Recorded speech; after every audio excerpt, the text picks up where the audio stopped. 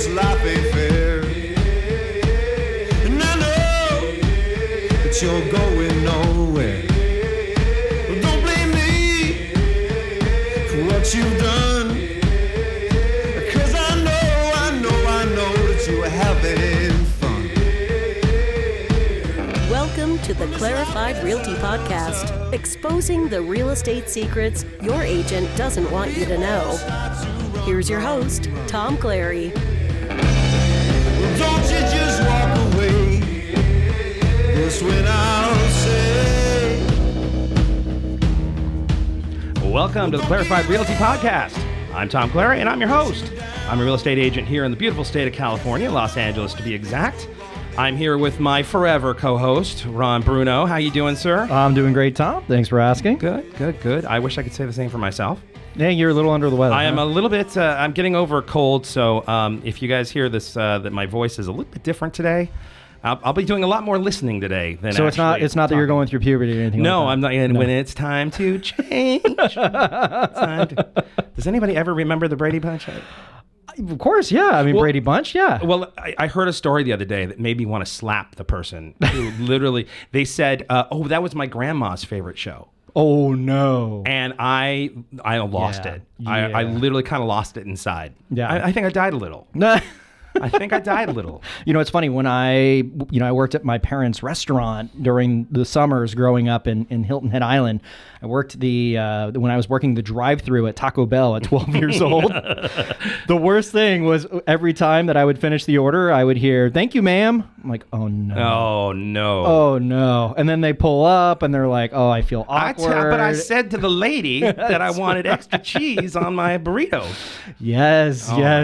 So yeah. So I was happy to have gone out of that stage. Moved on. Yes. That doesn't happen anymore. I apologize to everyone out there, but I think it's important to keep this thing going on a weekly basis. So I made sure that I push through. I wasn't contagious. That was the big That's thing. good. I wanted to make sure that so I'm not getting everybody sick here. You don't have to worry about that. But do we got any news today? Yeah, we do. Yeah, actually. talk to me. Yeah. So you actually came up with this one. This was mine. I thought this was great, and it's not from BuzzBuzz or any of the other crazy. I think that we've given more publicity to BuzzBuzz than they have gotten in a long time. So go ahead. Yeah. So this one came from Bloomberg, which is one of my favorite sources. They're an actual Bloomberg is actually source. One of the only things that I check when I'm getting ready in the morning. I always go on Bloomberg and check on what's going on in the markets and check what rates are doing and all of that. Right. So that's pretty exciting. Semi-respectable. Yes, I mean respectable.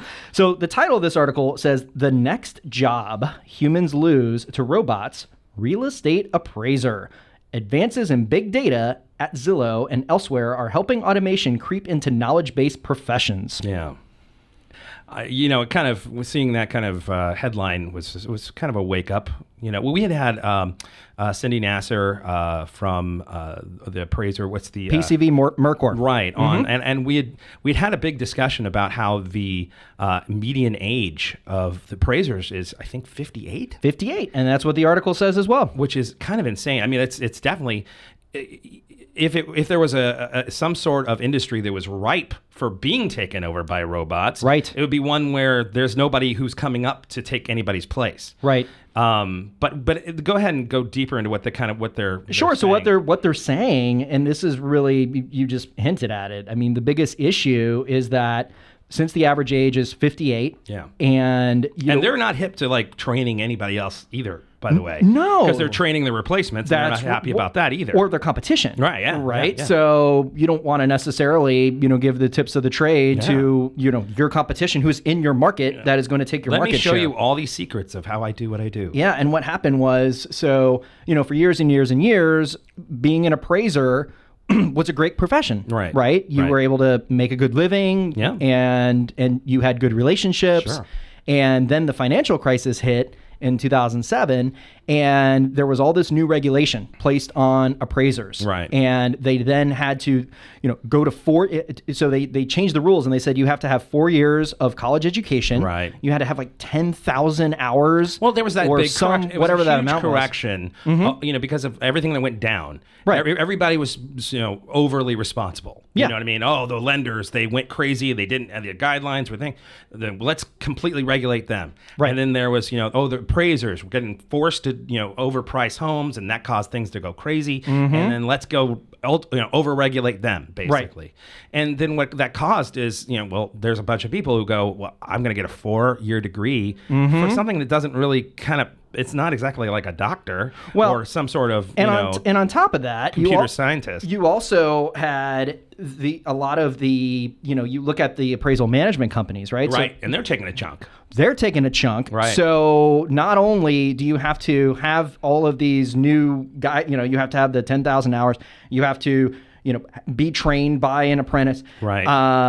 Or someone who's overseeing you, right? So Right. if you're the apprentice, you have to make sure that you have, just all of these different guidelines, and it's really squeezing them. And I mean, so here's a pretty interesting part of this. So it says right here, at the industry's peak in 2007, states had granted 121,407 credentials to perform residential appraisals. And then it said last year there were 96,856, some of which were held by people working in multiple states. And it goes on to say, the pipeline of young people entering the profession is almost empty. Right. Yeah. Average age of an appraiser is 58, and almost nobody is coming in to replace the retirees. In 2005, more than 1,200 people applied for traineeships, and in 2016, only 100. Yeah. I mean, literally I can completely see why it's going this way. I mean, it makes complete sense. I mean, if nobody is going to be doing it, they got to find some alternate. That's right. There's got to be some sort of, and what we're really talking about is the lenders getting comfortable with the information they're getting. That's right. And so it says in June that Freddie Mac actually started to do their own appraisals, and Right. it was all based off of automated information, right? Right. So they're not hiring appraisers that No. are going out there. Right. They actually have their own models. And Right. it's just getting comfortable in being able to compile financial information and information that's readily available Right. through big data and come up with some sort of an algorithm that'll actually give them a true value of that particular property. Right. Well, and by the way, this is, we've always been we always have the jokes about, when will our robot overlords be taking us over and all that kind of thing. And I always, boy, if you'd asked me 3 or 4 years ago, I'd say, I'm looking at Zillow and their wonderful Zestimates, and I'm saying they're, about as accurate as, a one-eyed archer. Which is something I just made up, but not a thing. And but basically they're completely off. But their big data. The thing about big data is the more information you give it, Right. it ramps up. It's like looks like a hockey stick, right? And it goes up very fast. Yeah. And they're now feeding, the thing that the article said that I thought was really interesting is they're actually feeding in images that all the realtors are posting with their listings. They're using that as a criteria, Correct. to add into it, which is that I hate to give Zillow anything, but that's an incredibly smart move, right? Because if the AI says, "Oh, I see granite counters" or whatever, well, that means this, and it means this to value, and blah blah blah blah. Yeah, it's like War Games, right? So remember that movie with Matthew Broderick? They're teaching the computer. Yes, Ron, it's exactly like War Games. They're teaching the computer. They're saying that they're working on the external look of a house, trying to teach the algorithms to recognize curb appeal, a mature tree casting shade over the lawn, makes the buyers ready to pay more. So they're looking at interior features. So it's really interesting how they're doing this. Now, it does say they're not going to replace appraisers altogether. Right. Well, because the big note that they give is like, well, the further away you get into rural areas, Right. it's a lot harder to find the thing that is the biggest, closest comparable for it. Right. So there's not a lot of comps for it says a geodesic dome in the middle of Montana. Yeah, right. Right. So, but in a crowded city like Los Angeles, Yeah. and you've got all these properties that relatively were built in the same time frame, and they have similar features and everything else. Yeah, I mean, you probably could use that data. So it's going to be interesting. I mean, Freddie is actually going to start testing using this for purchases. Yeah. So, it's the next thing. I think that, and I think this is going to be a general philosophical shift for, I think, human beings, period. And I think that we're getting to the point where, getting a guy out, like an actual guy out to measure the build, measure the lot, measure the thing and whatever. And to actually sit there and go, oh, I hear jets flying over and we're right near the flight plan for this. That's all incredibly important to get a detailed appraisal. Right. But I think we're going to be moving into what I'm calling the close enough economy. Okay? Yep. Where literally, it's not dead on. It's really not. Right. But it's so efficient and it's so easy. It's close enough. Right. It's close enough. We're off by like $5,000, but that's okay. Right. We'll take it because it saves us all this other energy. Right. And it's for the lender, right? So Right. it's for our, it's for our own, peace of mind, knowing that we know the value of that particular piece of collateral. So, it has to be, like you said, good enough, right? Yeah. And, you do have... There's a part of me that really worries about that because it's, as soon as you start to kind of give up on that, as soon as it's okay to kind of be that close but not Right. really there. Yep. I go into a McDonald's nowadays and I go, does this taste like a Big Mac? Well, it's close. It's close. It's close Big Mac-ish. I got there's a robot in the back that's making most of it, and there's one guy who's kind of assembling it. But it's close enough. Right. And I think that's a shame, I think. That's the shame part of it. But I could see this kind of going that same way. Well, and the Appraisal Institute, as soon as they caught wind of Freddie's plan, they said they fired off a letter to the regulators at Freddie and said, their decision to veer away from fundamental risk management practices appears to harken back to the loan production-driven days in the years leading up to the crisis. So, I bet they're scared. They're concerned about it. Right. Well, that's like the realtors with Zillow. When Zillow did their, make me an offer thing. Right. It's, the realtors lost their minds. Exactly. And, all of a sudden there's, what's it called? People write their names, Oh, sure, yeah. Just like, just a petition. The petition. Signing an online petition. Zillow needs to die and, So, yeah, I can't imagine that appraisers were happy to hear this. But at the same point, well, dudes, you got nobody coming. Right. So right. And I mean, personally, when I saw, Rocket Mortgage. It's a monster of your own making. Yeah. Well, I mean, when I saw Rocket Mortgage for the first time, I think, I was like cursing it and was like, oh my God, I can't believe they're doing that. How could they not have a loan officer? And then I'm like, wow, that makes so much more sense by being able to just upload your documentation and start that process online. And, I'm a little biased because we do it, right? Well, Guaranteed rate with the digital mortgage, which, that's awesome. And, what I love is the fact that I have that same technology, but I'm involved, right? So I'm actually screening it and everything else.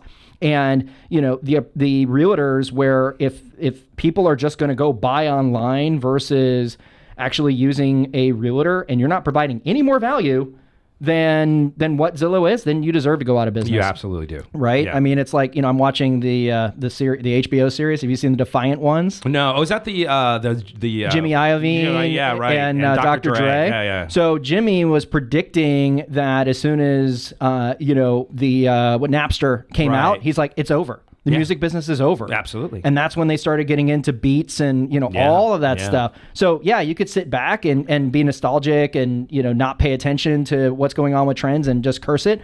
Or you can carve out a different path and sell your company for $3 billion. Well, at the end of the day, you should be looking to put yourself out of business. Right. And creating that disruptor that can actually change things. Yep.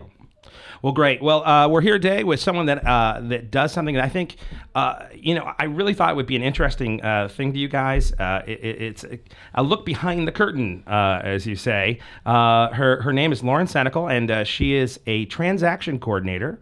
They're the unsung heroes of real estate transactions, and we'll go a little deeper into that a bit later, but she's been in real estate for going on about 10 years, right? I mean, just about 10 years, and she's incredibly knowledgeable about what she does. Lauren, it's so awesome for you to be here. Thanks for coming. Thank you so much for having me. I'm excited to be here. Thanks for coming.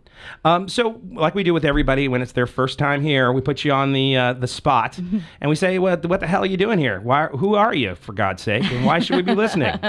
I ask myself that on a regular basis, so I'm prepared. Yeah. I am a transaction coordinator, and I moved up to the Valley area last year from Orange County, and like you said, I've been in real estate for about 10 years now. Mm-hmm. I started out as an assistant for just one real estate agent, and I did all of her paperwork, her marketing, her bookkeeping. A lot of people don't understand all the stuff the assistants do behind the scenes. Yeah, and that was, I got that job in 2009. And so having a job period was always amazing. Especially during that period. And in real estate was, and so there was nothing. And it didn't kill that part of you. Right. Well, during that crash, there was a little bit of it that died, but yeah, I mean, it was definitely a rough job. I had no real estate experience going into it. I had a lot of kind of transferable skills that came into play, but I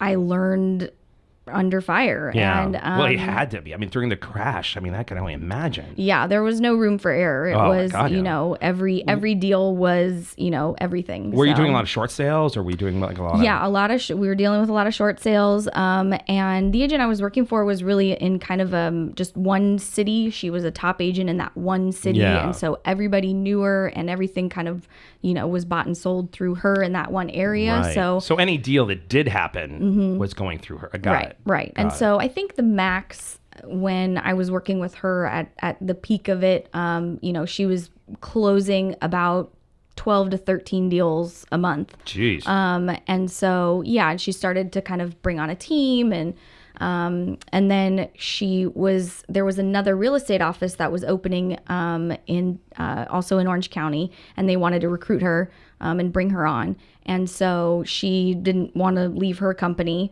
but I got wind of it. And so I said, you guys are opening up a new company. These are all the things that I do, but I really love the contracts. I love the paperwork. I love the organization, highlighters, Post-its, like that's my wheelhouse. Yeah. And, you guys might need an in-house transaction coordinator for your new company. And so I became an independent transaction coordinator and started working with them directly, and kind of grew from there. So I've had my own business for about 5 years now.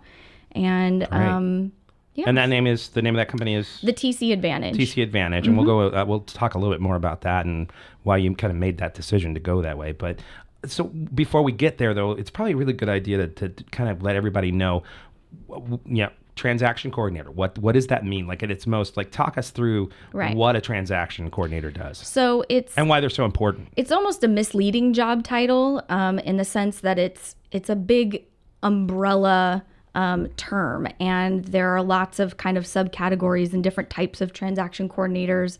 But the gist of it is the intention of a transaction coordinator is to help the agent leverage their time by processing all of their paperwork, making sure that they're in compliance with what their broker requires, what the state requires, and making sure that all the timelines and timeframes in the contract are kept. And so, they're kind of like the central hub for the transaction and communication with all the parties and everything like that. So there's this kind of myth, and I think that the realtors sort of definitely don't dissuade from it is that they are handling everything. Like literally everything that, from the moment that they call you until they hand you the keys, they have done everything. And there's really a support system for especially the bigger, like those bigger agents. I always laugh when I see like their reviews, like, oh, I was treated like a king, or, and I was thinking, and it's like, yeah, if you only knew how many hands were, how many serfs were in the, in the farmlands, making sure that, everything happens. So what, have you ever thought about going into the realtor section of it at all? Only in the sense that I don't ever want to. Yeah. I feel like the personality and the strengths of a realtor are the complete polar opposite of a transaction coordinator. Exactly. Yep. Mm-hmm. I am antisocial in a sense. I am not a people person. Calling people on the phone gives me anxiety. I couldn't door knock. I couldn't go up to random people. Like, that makes me sick. And so I would love to just stay in my office all day and sit in front of a computer and sort paperwork. Like, that's my thing. Right. And so I think it's a really good kind of yin and yang with the realtors, because they're like, oh, I don't like paperwork. And I'm like, yeah, job security. Like, I want you to hate that paperwork as much as possible, because, it's the ones that think they can do it all that end up getting into trouble. Always, and, my biggest thing is when agents are like, oh, I went ahead and took care of that. And I'm like, oh, no. Because then I just know that it's like, no, you missed a checkbox or something, So, well, why don't you just kind of take a day in the life, kind of what you kind of, you get in, grab your coffee. What do you do? Yeah, I spike it a little, and then I open up my emails. If I have to deal with these freaks, I'm not gonna do this sober. So, no, I kind of, from the beginning of when an agent gives me a contract. So, for example, if it's a listing agent and they've signed a contract with the seller to sell their property, they'll send me the paperwork. I'll make sure that all the I's are dotted and the T's are crossed. And then I start to put together a lot of the paperwork. There is a big batch of what are called property disclosures that a seller will have to fill out and eventually present to any buyer. And so there's upwards of, between 20 to 40 pages of this paperwork. It's a lot. It's overwhelming. I like to get that to the seller as soon as possible to have them start filling it all out. And then, order a preliminary title report, order a natural hazard disclosure report, and get everything kind of all prepared. And then once there's a signed contract on the property and they open escrow, then I'm reach out to all the parties involved. I reach out to the escrow officer, give them the contact information they need, reach out to the lender, give them copies of the contract, contact information, reach out to the other agent, start swapping paperwork back and forth, and then coordinating the timelines and the time frames. Right. Home inspections, termite inspections, that sort of thing. And I just really kind of make sure that it's all in one place, and really rely heavily on my systems and things like that to make sure we stay on track. Right. And I think that a lot should be said about the communication between a transaction coordinator and the agent in terms of making sure that those deadlines are hit. And it's look, if an agent has 5-10 deals going a month, there's a lot to be on top of. And if you're thinking that they're at home keeping all that in their head, you're kind of, there's no way. I mean, there has to be, and I think that on the previous podcasts I've been kind of critical of systems, and I'm not anti-system. I think that there are some aspects that are definitely, you should be having a system in place, and this is definitely one of them. Right. Things like marketing and all that. I think that you should not have one box that fits all. Right. But this is incredible. And so, what do you think is in terms of communication, how do you keep that kind of communication with the agent? Well, I like to think of my agents as sort of the project manager of the transaction. At the end of the day, this is their license. This is their client. This is their reputation and transaction. So I know that I'm a reflection of the agents I work with. And I always include my agents in any sort of correspondence with any other parties in the transaction. But an ideal relationship between an agent and I is that, they review kind of the emails that are coming and going, and then sort of step in on important elements such as negotiating or, kind of putting pressure on if timelines aren't being met and that sort of thing. And I'm just kind of like that annoying kid sister that's like, and you need to do this. I need a copy of this. Can you please, Right. and just keeping them in line because, at the end of the day, when someone hires a realtor to represent them as a seller or as a buyer, they're hiring somebody that knows the market, that knows the inventory, that's expert negotiator, has a good marketing plan, not somebody that's like really good in like Google Docs or, Right. DocuSign or things like that. That's not where their skill set is. And so, a successful agent is really only as successful as the team they have with them. Right. And so knowing where to leverage their time and where to focus is really important. So I have to say that I've had experiences with transaction coordinators, or TCs as they call it in the business. the lingo. TCs that were not so great experiences, and I've had some that were fantastic. And whenever I kind of think about, well, what was the difference between the two, and the ones that I thought were a bad experience was I was always moving forward. I was always coming to them and saying, hey, what's going on with that? Hey, what's this? What's that? And there are a lot of TCs, and especially in the big companies and the big brokerages, where they're just kind of overwhelmed, and they're kind of hoping, oh my God, he's coming to my desk. He's coming to my desk. Oh my God, why is he coming to my desk? Yeah. And the best ones are kind of like air traffic controllers who are literally watching the planes land and making sure that they all get in safely. Right. And I think that that's, don't you think that that's kind of Absolutely. And I think that's something that I battle a lot too in talking with agents, that, kind of what their biggest objections are for using a TC, or, some of my competition is sometimes what we call an in-house transaction coordinator, which is the bigger brokerage hires a transaction coordinator, and all of the deals are either required to be filtered through that transaction coordinator, which is where you get kind of the overwhelmed.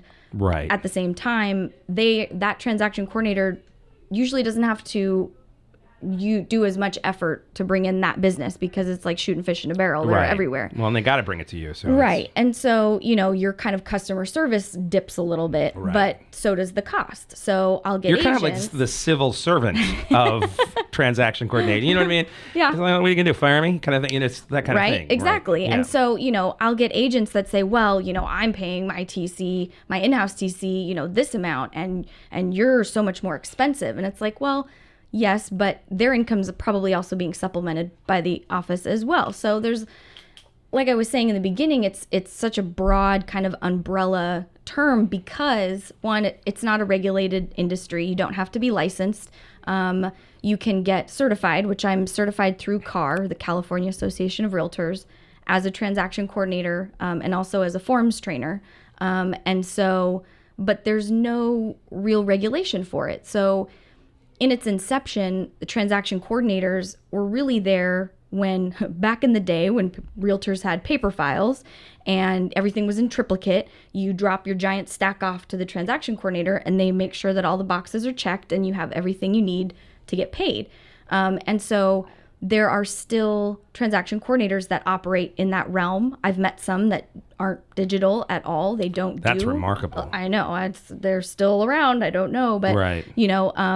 And so that you bring me the paperwork, I make sure it's there, we call it a day. And then, you have the other side of the spectrum, which is borderline assistant.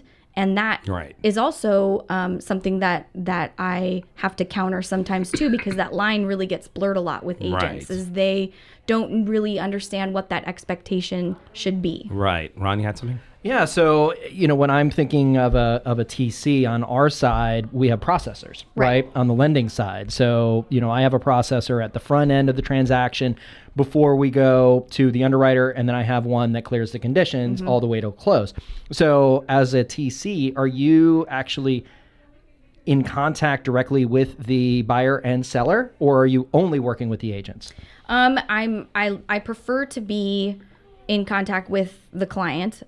It's up to the agent. I find that the more the agent kind of holds Control to the freak. chest, and really there's only room for one control freak in the transaction, and it's usually me. Right. So, it just ends up kind of, I do my job with the hand tied behind my back because, there's... Gee, it sure would be faster if I could call the person. Right. And Yeah. you're kind of playing telephone, and then the agent should be doing other things and not chasing paperwork from their client. Hold on though. I mean, I think the real issue there is that then they would be revealing that the Right. secret, that there's a guy behind the curtain. Right. And that's, they want that illusion. Right. Which is an illusion. Which, exactly. And for me, I feel like one of the best marketing, ploys, if you will, that you can present to a client, especially brand new agents, is saying, I'm a realtor, look at my team. Yeah, I have right. a team, Right. And to be able to say, I have this escrow officer and they know everything about escrow. And if you have any escrow question, you ask them. And I have a transaction coordinator. Yeah. And if you have any questions about documents, you ask them. And, that kind of, I feel to me, would boost their image if you're looking for a realtor. It boosts them, and it also is a great kind of safety net. Because when you're first starting and you're kind of like, do I know the answer and all that, to have a good relationship with someone that you can go, you know what, who you should be calling about that is Lauren, Right. because she's got that down, and I don't, Right. and as long as you can do it in a way that is not belittling yourself, Right. Right. It is a definite positive. And that's another one of the top objections that I get a lot from realtors is they feel like there's this stigma that they're having a transaction coordinator is passing their job onto someone else. Right. And, and that's kind of where I was talking about what really is the job of the realtor. Like your client's not hiring you to do the paperwork. They want you to focus on finding them a house and negotiating their Right. terms. And Right. they're not going to be offended Exactly. if you have somebody here to, make sure that everybody is, on track, and, it's another level of risk management for everybody. And I think, it's interesting because I kind of see a corollary back in my old life when I was a visual effects producer, and, you go up through, and part of the way up is you're a coordinator. Mm-hmm. And one of the things that you're doing, though, is you're freeing up those above you, the producer Mm-hmm. and the visual effects supervisor, to literally be able to do their jobs. Mm-hmm. Their jobs, if they have to worry about whether or not this shot got into that machine and did the thing, they're completely like, I'm not doing what I'm supposed to be doing. Right. And so it's not a bad thing. Right. Your realtor shouldn't be concerned about people seeing this machination happening behind the scenes, Mm-hmm. because that helps them do the higher level stuff that you're really hoping that they're getting paid Right. for. Exactly. Yeah. Exactly. There are agents that, they like the hand holding. They like sitting with their clients for every meeting, and they Yeah. like, and there are some clients that need that. There are, course. there's a time and a place for that. But, if they're sitting there with you holding your hand through every single element, their database isn't going to be as big if you're selling a home. Right. You want them to have a pool of buyers to reach out to. They might not have that if they're spending all this time, with you or something. Right. And you want them along to those be, lines. you want them to spend time being creative. Mm-hmm. You want them to be thinking about ways that, if you're on the listing side, to sell your home that nobody else has thought of, that Right. gets you sold, gets an offer on the first day. Right. That's you want them. That's the higher level thinking is really where you want them spending their time. Right. And that's, if you're spending 2.5% for them or 3% for them, Exactly. that's a lot of money, and it's like that joke where they say that they couldn't get this nuclear submarine to work or whatever, and they call in this nuclear submarine specialist, and he comes over and he takes out a hammer and hits it, and gives him a bill for $100,000, and they go, all you did was take out a hammer and hit, and he goes, yeah, but I knew where. And Right. that's really what that money is. That's what you're spending it for. Yep. And if they're spending time making sure that the 9A comes in on time, or that the, whatever. Right. That's not how the best effective use of their time. Ron, you got something? Yeah, and I think also when it comes to delegating responsibility, the way that and I'm sure you do, your agents do the same thing, is it all depends on, the way that the relationship that you have with that particular client, right? So if they are, where they need to, their hands need to be held the entire way, and you just know that they're going to get nervous, then sometimes you do have to step in as a professional, right, and do everything. Right. It may not be the best use of your time, but that the transaction's going to go smoother that way. Yeah. If you do that. And sure, there's people behind the scenes and everything else, but you are the one that are you're the one talking directly to the client and working that.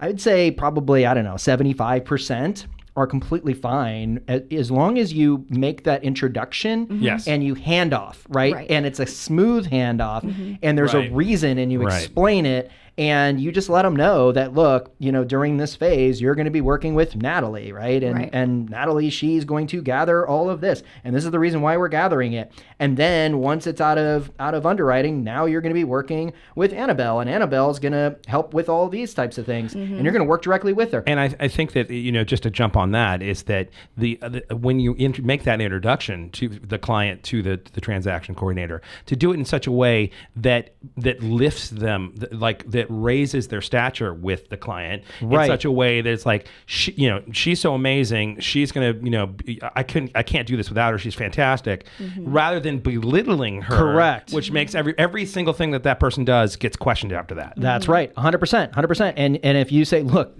Lauren does things that there's no way I could do these things, right? Right. And you could. It's just you could, but it's not an effective use. Yeah, of but time. I agree. I think raising Lauren to that level, right, that really helps set that tone.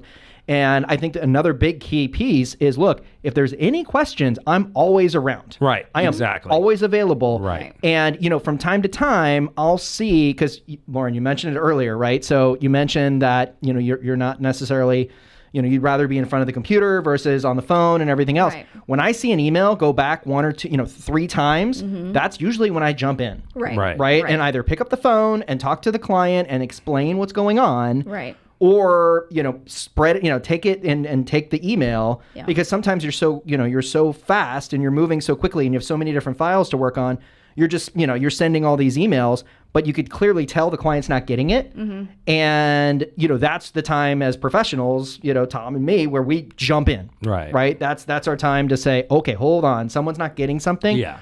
Now I can jump back in. Let's fix the communication chain and That's then right. move on with our lives. That's another important element too. If, in the transaction coordinator that the agent is working with or that hires, is what level of customer service do they have? Because there's a lot of times I'll email something out to a seller that's, maybe not as tech savvy, or, it's very easy for busy realtors to forget that maybe this person has never sold a home before in their life. They might be in their 70s. You do it every day.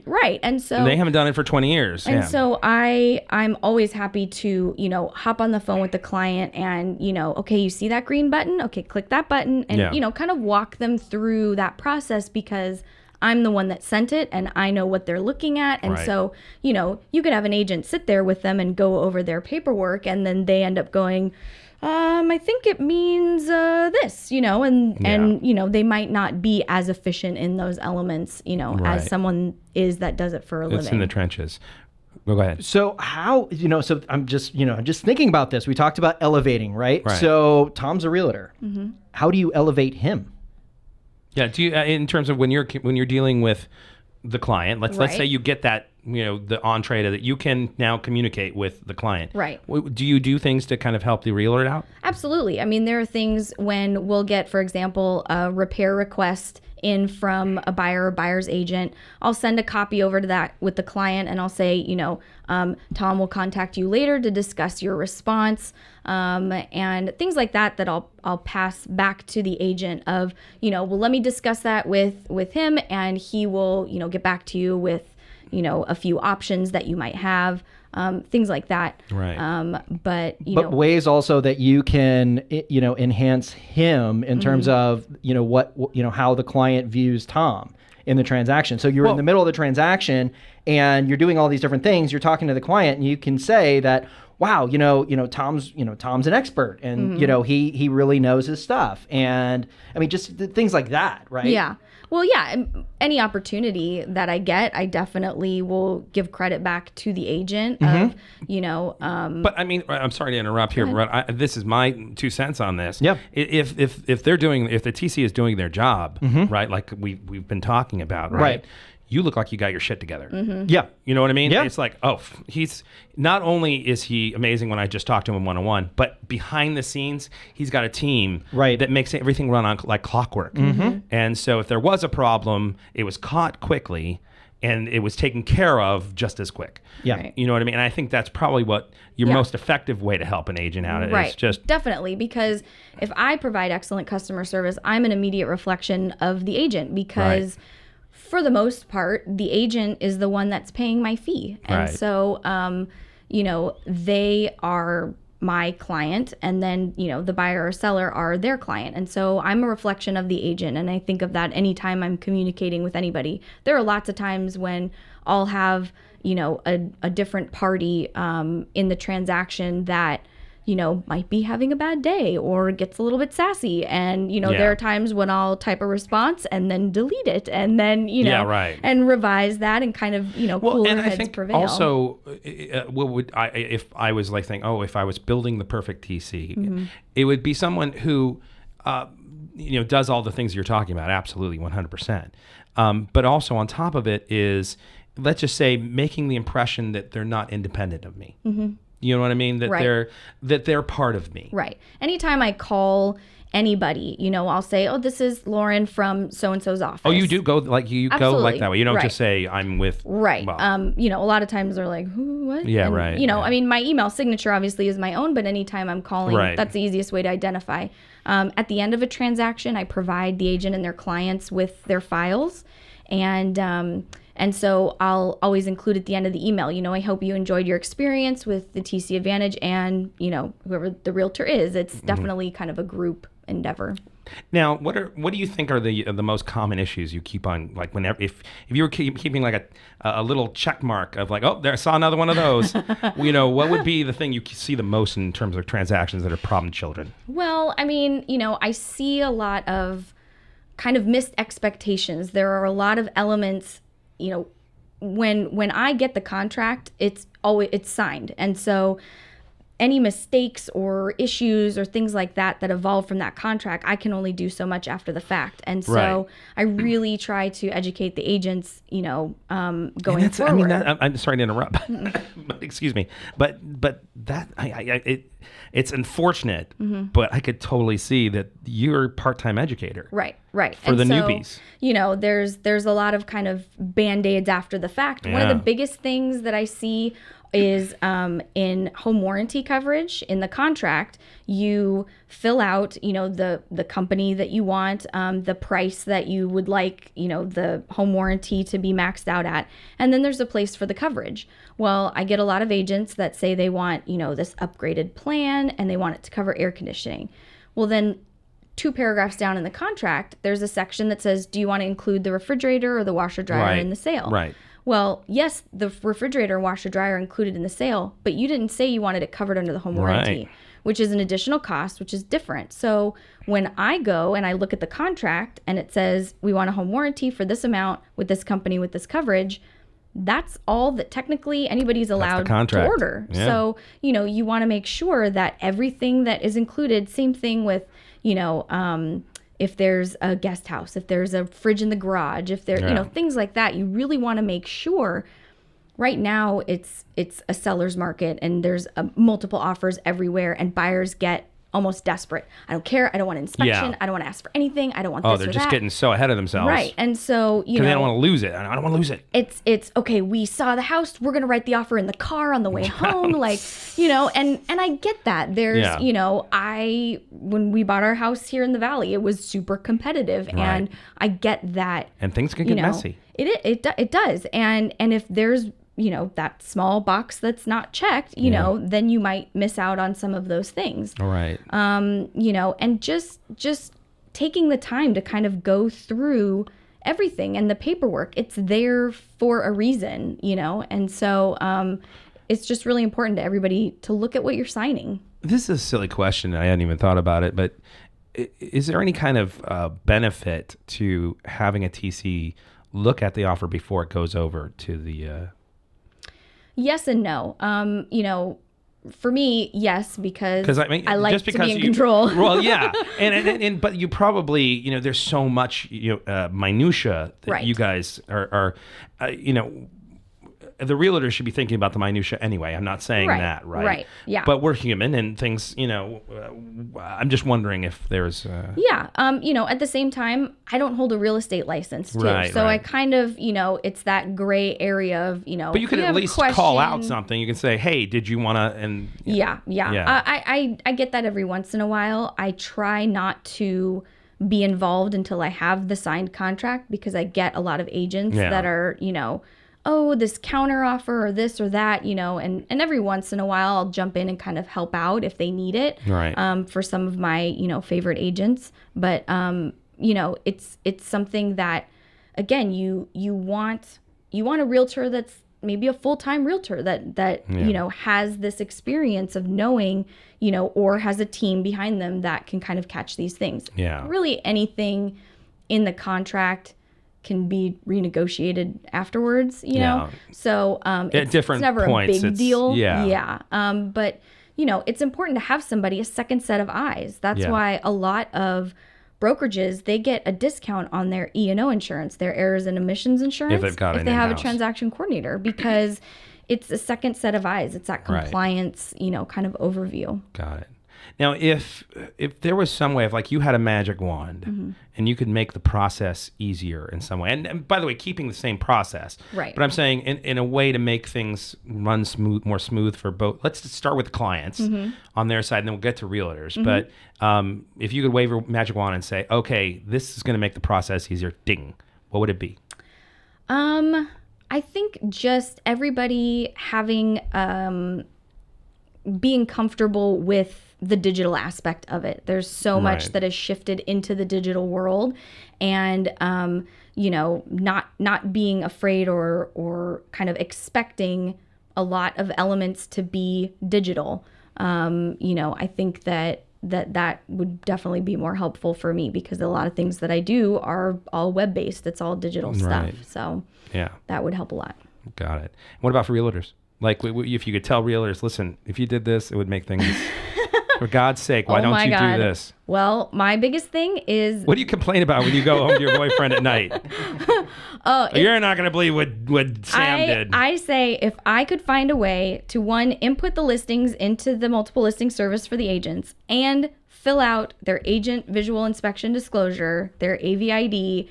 If I could find a way to do those two things, I would be so rich, because Really? those are, agents ask me all the time, can you put this in MLS for me? Can you input this for me? Oh. I've never been to the property. I don't know what it looks like. I Yeah. don't know what's in there. No, you Oh do my it. God. And the agent visual, it's the one document that they have to fill out. Right. And I can't do it. I can't pre-fill it. I literally just give them the document. I don't even know how many times. If you can do it at the have to listing say that appointment. I have to admit that I'm a little bit worried by that response. It is. If that's really what you're getting absolutely. a lot of. That and agents signing their own offers. I cannot tell you. I would say Oh, boy. maybe probably half of the offers that I get, Right. the agent has not signed their own offer, because part of it is the digital process. They go through, Right. oh, I've got my client's info. I put all their signatures in and I sent it off. Yeah. Well, you didn't include yourself. Yeah. So now you didn't sign it. Which And is so- actually an important part of the whole thing. Yeah. Yeah. So Wow. though I got a long list for the agents. Go ahead, Ron. Yeah, so I'm just curious. When it comes to FSBOs, Mm-hmm. have you ever Oh. had any people, Have you any dealt with sellers, FSBOs? either buyers or sellers, that have contacted you directly to help represent them without realtors? Well, I can't, because I'm not licensed. You're not licensed. So I don't have access to the documents. Got it. When I work with an agent, I use their access to generate the documents. So, but I have been on the other side with an agent representing the buyer, and essentially we kind of package up all the paperwork and say, here's what you're going to need to fill out, Right. and do it that way. But Yeah, That's interesting. I didn't that's even thought kind about of, you know, one of those areas that I'm definitely looking into as far as, you know, getting my license for purposes like that, Sure. because I don't have access to and that. by the way, I mean, if someone is going, and by the way, any realtor, I mean, is going to say this anyway, but Don't sell your house on please your don't own. sell your house on your own. Please don't. No. You know, you're going to save money, but at the very least, if you are going to do that, make sure the other side gets paid. Right? Yeah. Because if the other side isn't getting paid, you're going to like I'm going to save all the commission. If the Yeah. other side isn't going to be paid, they're not going to go through the process of really trying to help you do what you don't understand. You get what you pay for. Yeah. And if you're looking to, you know, save a buck in this commission, but you're going to sell your house for 50 grand less than what a realtor could get you by generating competition, you know, what's it worth? So, It's expensive. yeah. Yeah. So so now we get to the part where we talk about some really fun horror stories that you've heard. I want to hear some crazy dirt. Oh man. I don't Like know. where you I can, mean, how did they even get to this point?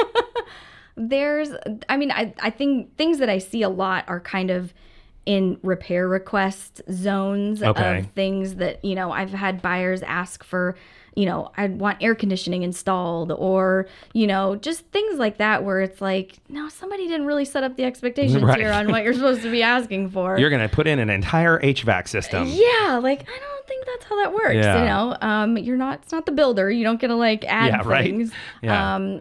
But Like add-ons on a car. yeah, exactly. No, I think the biggest issues that I see come from, you know, not setting up those expectations. Yeah. From, you know, somebody doesn't communicate properly, and then everybody gets mad, or, Yeah. you know, if egos get involved and you're trying to, you know, out agent the other guy, or, you know, things like that. And so I try to kind of, you know, remove myself as much as possible. For me, I think the most frustrating aspect is having an agent on the other side that doesn't have a transaction coordinator, and sometimes they're their own independent broker, and I see them doing things and saying things that I'm just like, oh, like you shouldn't be doing that, and you really need. Yeah. So you know, I think the biggest pet peeve for me is seeing the dangers on the other side of the transaction, and me kind of always trying to help in those situations of, you know, we need this long list of items from you as well, Right. and kind of forcing compliance on them from that side. So Got it. So you decided to create your own company, right? So what's the name of it? Is the TC Advantage. Got it. Yeah. And so what made you make that kind of switch? You know, I have a young daughter. She's 9. And I like the idea of going into business for myself. I liked kind of what I thought was freedom to be able to, you know, set my own schedule, or if she has, you know, for some reason they plan events in the like 10 o'clock, Right. you know, and so I can go to those usually, Right. and things like that. So that really drew to me. And again, But you're not associated with a specific brokerage or anything like that. You go to brokerage. Correct. Yes. basically. So I'm independent. So I can work for any brokerage. I have a lot of independent brokers that I work with, and then a lot of agents that have kind of had a bad experience with their in-house transaction coordinator that wants, you know, a little bit more. I'm a perfect example of that. That's what Right. I was telling you earlier, and then it's just kind of like I was constantly going to the person and all that. Right. You know, having someone like you who could step in and do it independently would have Right. been Right. godsend. Yeah. And so, you know, I mean, I'm very meticulous and organized with all of those things. I like the structure of the contracts. I like knowing where each element is in the paragraph, and I can reference that, and that, you know, keeping on track of those changes and things like that. I'm really kind of drawn to that element and kind of the structure and stability of that. And so I've developed a lot of my own systems, and you know, working now to develop a transaction coordinator program. Oh, interesting. There are a lot of programs out there for transaction management, Right, but right. they're all geared towards the agent or towards the broker. Right. And nothing for actual transaction coordinators. Right, And right. so, see a need, fill a need, and I'm, trying Yeah. to get that perfect thing together. Yeah, it'd be like kind of, having the guy who owns an airline design the planes and never talking to the pilot. Right. Exactly. Right? Exactly. So if you, we're going to wrap up here, and I just wanted to kind of, any last kind of final advice out there in terms of, let's talk to people who are looking to, let's start with sellers. Any last final advice you'd give for them, like to prep things, to make things? Yeah, I think definitely for sellers, don't be afraid of the property disclosures. They're not there to trap you. They're not there to, get you in trouble or turn off your buyer. If there's something that you need to disclose about the property, the buyer's going to find out anyway, and you may as well have them do it during the transaction, because if they find out after it's closed, guess who's getting sued? Right. So, and let me just step on that, on top of that. Well, and we're probably going to have an episode all about disclosures in the future. But also, you are not a contractor. So don't tell when you're on the disclosure, please disclose. Right. But don't say, I think it needs this kind of thing or whatever kind of. Then you're going to get yourself into a whole situation. You're not a Exactly. contractor. Don't diagnose Right. like you are. Right. And I tell agents that too when they're filling out that AVID form is, you're not selling the property. I don't Right. want to hear about new carpet. I don't want to Yeah. hear. And you're not an inspector. You don't know if that's mold. You know Yeah. that's a stain. So, it's just facts. And when in doubt, disclose. Right.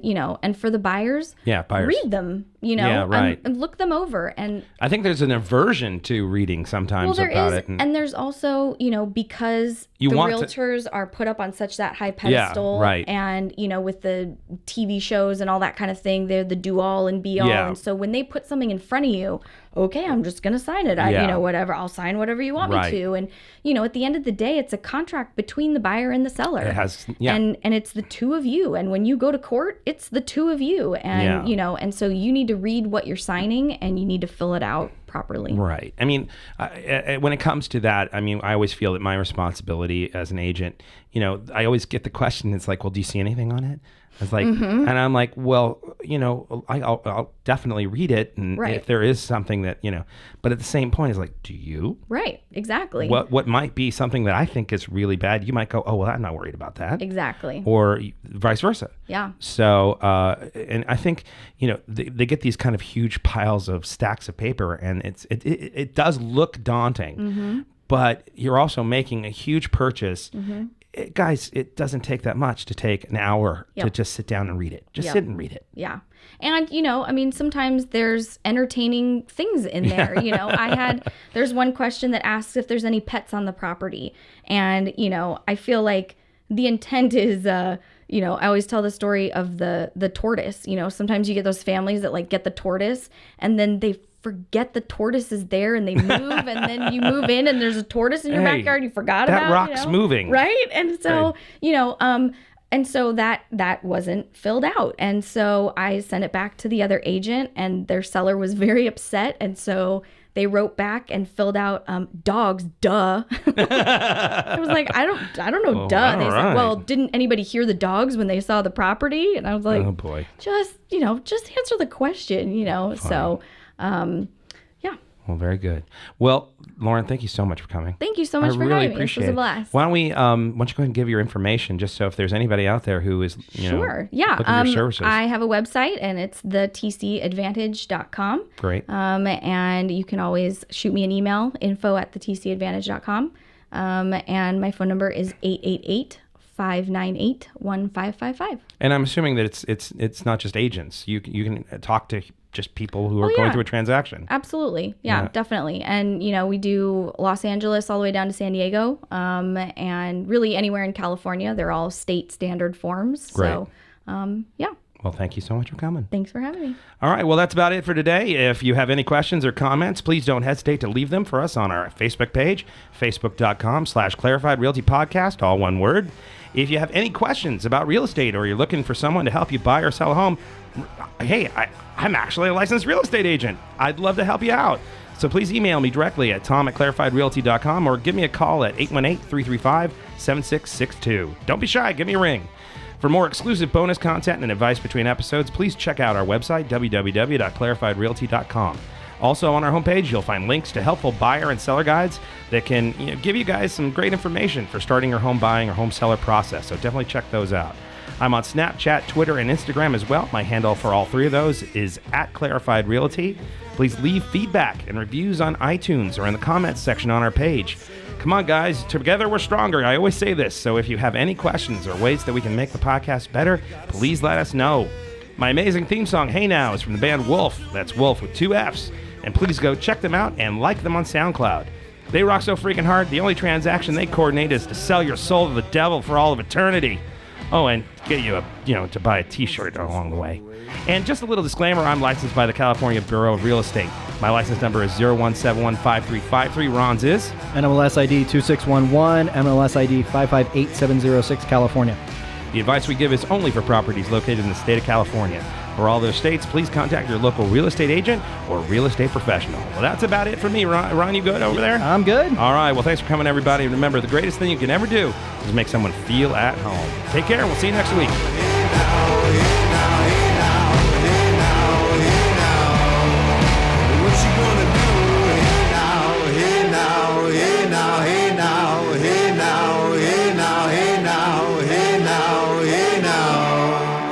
What you gonna do with your life?